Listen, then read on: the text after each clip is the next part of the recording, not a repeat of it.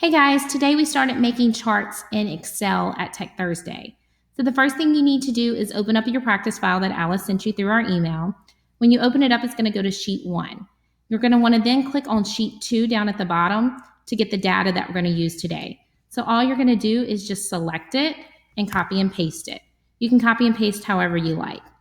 Then you can just go into the next cell, find an open one, press paste. It doesn't matter if you select all of them to get the correct number. Excel knows what to do from there.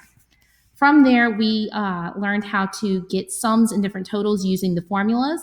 So what we did was we took this right here, highlighted it, went to auto sum function formula over here, pressed sum, and it added it all up for us. Another way that she showed us was we took this right here. You can type in your own formula. So let's say I wanted to find the sum again. You would just press equal sum, open a parentheses, select the cells that you want, and then press close parentheses and enter. Then from there, you have your formula already in there. So you can just sit there and pull it through, pull it over there, and you have all of them. Now we found this, we practiced what we learned by finding the totals from going left to right. So you could just copy, you would select it again, go over here to auto sum, press sum. We practiced doing equal sum, open parentheses, drag the cells that you want, close parentheses, enter. And then we practiced just dragging them down again. So there's all my data on the chart. Now, what we did from there was we learned how to format these cells to make them look more visually appealing. So we first started with how to merge and center the titles. So we just would select the titles across the entire chart, so from A to G, and you just go up here and press merge and center. Same thing for our subtitle, A to G, merge and center. Then she showed us what these cell styles were used for. You can use cell styles to really use the colors, brighten it up, make it yours.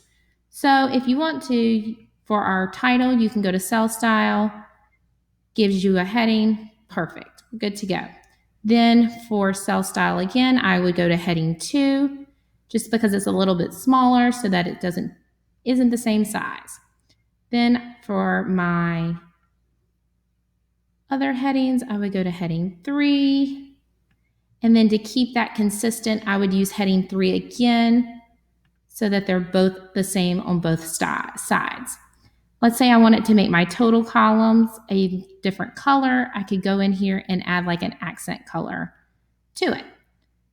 And then I could do the same right here by changing this one to a different color also, so that we know that those are the totals there.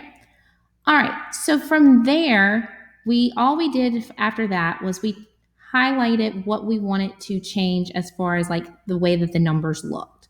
So the first column we took and we just added dollar signs to them by going up here and pressing the dollar sign key.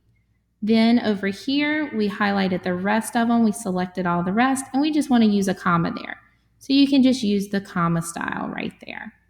And then let's say we wanted to add dollar signs to our totals.